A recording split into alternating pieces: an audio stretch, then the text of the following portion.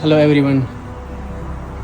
Today I'm gonna show you a quick video about Ram 2500 front upper and lower ball joint replacement.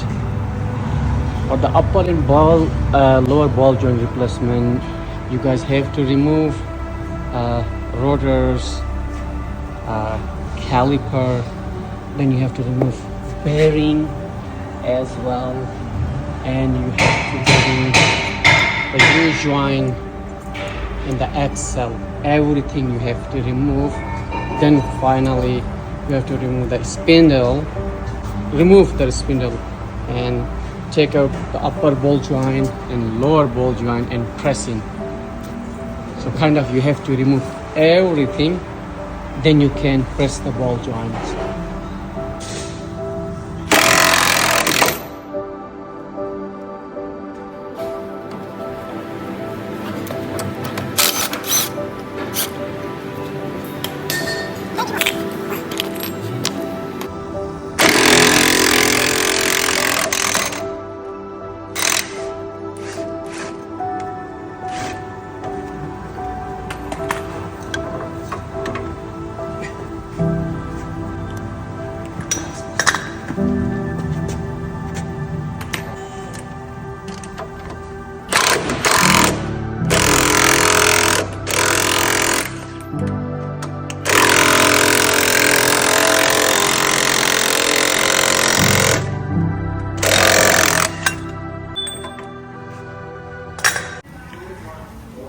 And I will show you what kind of tool I use to open the upper and lower ball joint, and sometimes you can use this tool for control arm bushing as well.